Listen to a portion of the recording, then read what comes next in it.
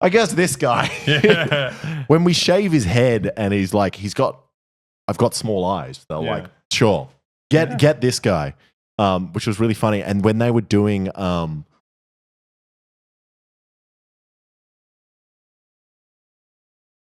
Oh, okay. So we're getting more and more light in the news. This is Okay, less good. death, more fun. Yep. This is really good. So Hollywood's not really as big as it once was. Okay. And we had recently, China's box office is an epic dud for Hollywood movies this year. So I remember back in the day when China would just eat up shit from the West. Yep. And so much so that like my favorite movie ever made, the Warcraft movie, Yep.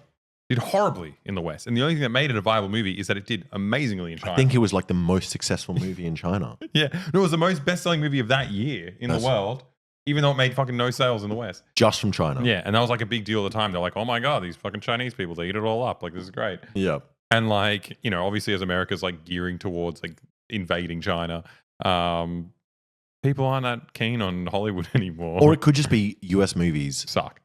Yeah, just They're suck. all Especially fucking Marvel the and Avengers. superhero movies. It's exactly the same. Yeah. There's nothing creative about it. I mean, I don't know how creative Chinese blockbusters are. I haven't watched that many. So. I'm sure they're not very creative. Well, one thing why the Chinese boxers, I don't care. I think you know, what? Wait, how have they written this article? Why is this in the article? China's box office. What is this? What am I reading here then? What? The global box office has been stronger than expected this summer, with hits including Pixar's Inside Out 2, Marvel's Deadpool and Wolverine. I mean, everything's a fucking remake or a sequel. But not in China, a crucial market for US studios. The summer's been a total washout here, with ticket sales from June through August down by about half from a year ago. What are they going to blame? I want to hear them blame China. But in recent years, Chinese regulators have curbed access to their theaters, saying most American titles don't align with Communist Party values. I mean, are they saying that these movies aren't screened in China? Is that what they're claiming? Or are they just saying the Communist Party said this? Yeah. The number of approved US releases in China peaked at more than 60 in 2018 and then headed down through 2021. According to the data from the Chinese ticketing service Maoyan Entertainment, that coincides with escalating trade and political tensions between the two nations. Escalating trade. Meanwhile, local language films in China have soared in quality over the same period, possibly blunting demand for American films. Deadpool and Wolverine, which opened at number 1 in most countries in July, opened at number 2 in China. But the top grossing movie that weekend was a Chinese comedy successor. Wait, so they're saying that's bad, that it was only number 2? I mean, that's still fucking massive. Yeah, that's what I'm saying. It's massive. They're just not doing as well as they used to. But like, they make this little comment about the Communist Party, curbing access to theaters. But it's just like, this has become number 2. Like, what are they actually talking about? Also, they love the Minions.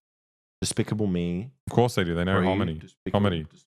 Four. It's like they like Kung Fu Panda as well. That's very funny. Yeah, but then look at Kung Fu Panda 4. Yeah. But what they like the most?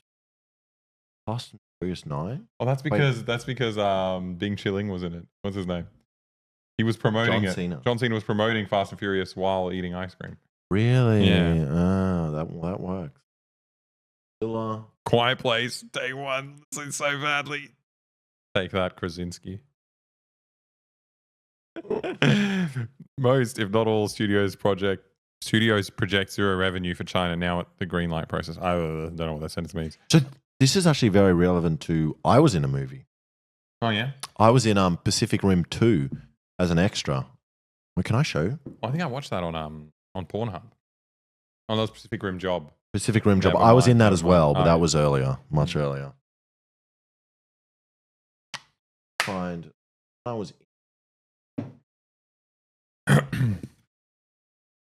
some reason, the actual trailer that you see my face in was like.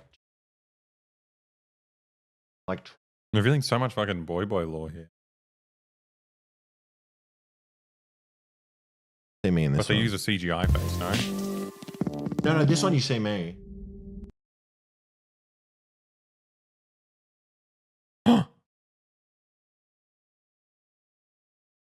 Now, to be clear, this was actually, you were in this while I was editing the haircut. I'm in the whole movie, but there's one scene where you very clearly see my face holding a gun, which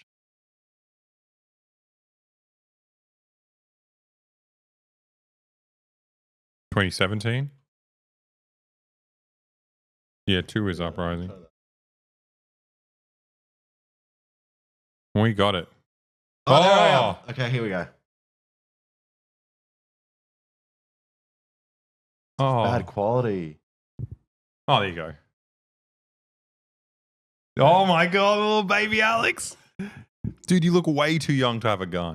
I do look way too good. You would have been like 23 or something. Yeah, but Oh, wait. Sorry. I've skipped forward. it was a fucking fun job. But what was really funny is, what do you notice about most people that they cast? Except me. No, you're Chinese. So this was meant to be really big in the Chinese market, and they knew that. So they specifically they wanted Like with tall Asian features. Asian guys, but they ran out of people. So they were like, well, I guess this guy. Yeah. When we shave his head and he's like, I've got small eyes. They're Yeah. like, sure, get this guy, which was really funny. And when they were doing makeup as well, they would like tell me that they were like going for this, so they weren't doing like. They'd make your nose smaller. They make your eye. Well, they were trying to make me Minimize look your more features. Asian, minimize my features, which is really funny.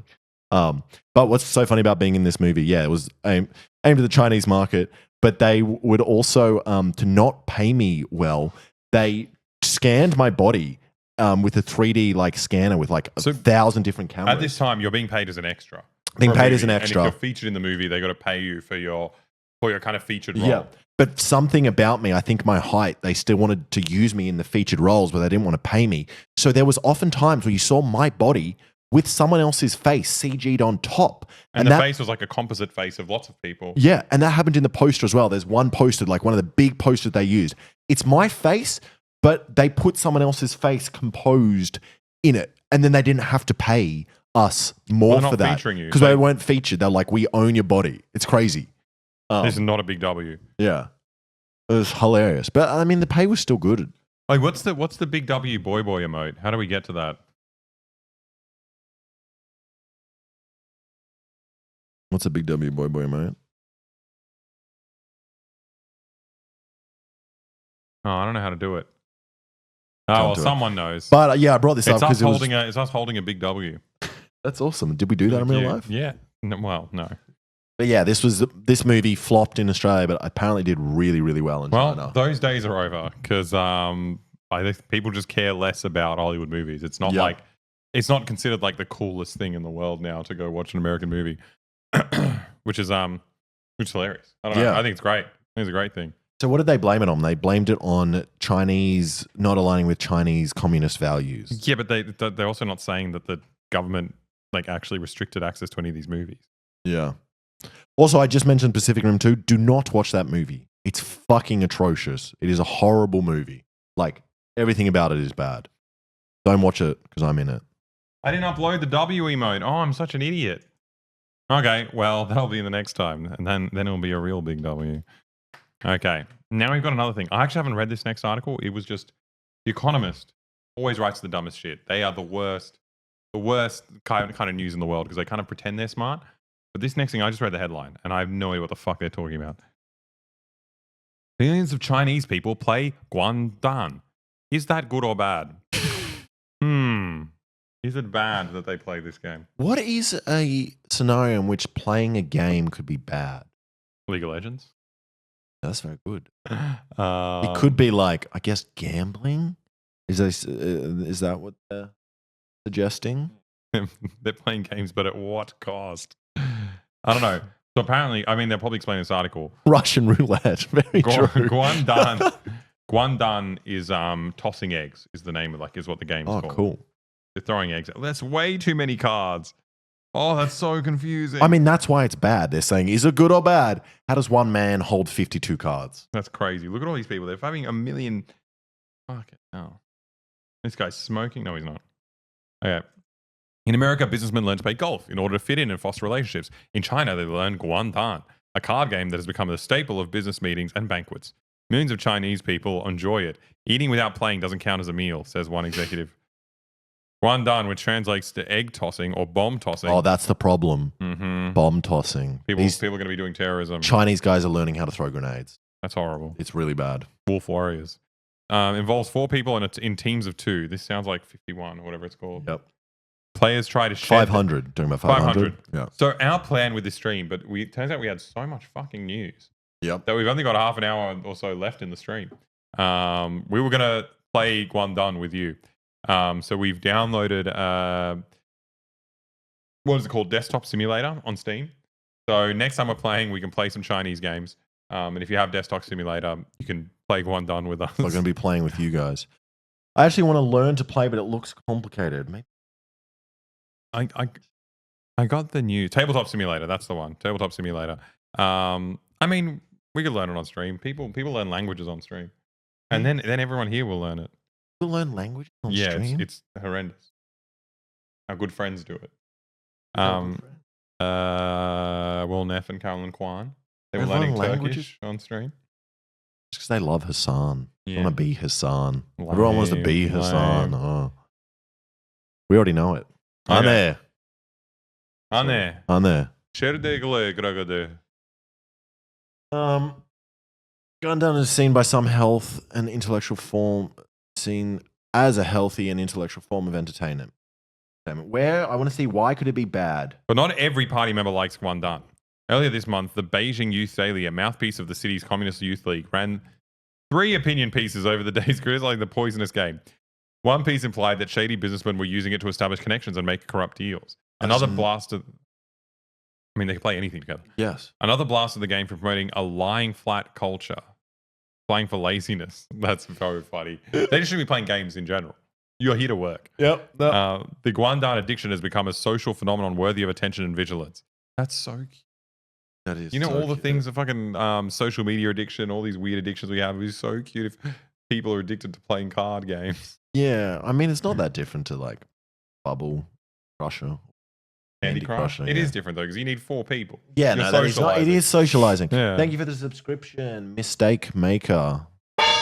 Bing bong bing. Um, The controversy piece of rattled some in the public sector, making the rounds online are reports of civil servants being banned from hosting Guangdong games and receiving notices to confess their playing history. Okay. That has led supporters of the pastime to push back. A party newspaper in Jiangsu, where Guangdong originated, has defended its benefits and condemned the moral posturing of critics. Other papers have since chimed in with similar commentaries. If corruption and laziness are problems, then target the root causes, not Guangdong. Or as one headline puts it, oppose the game of throwing eggs, stop talking nonsense. how did you find this fucking article? What is wrong with you? My Twitter. This is the most niche and this Chinese politics. What? How did you find it? I just follow the Economist because I know they always have funny articles. This is crazy. I thought it was going to be something about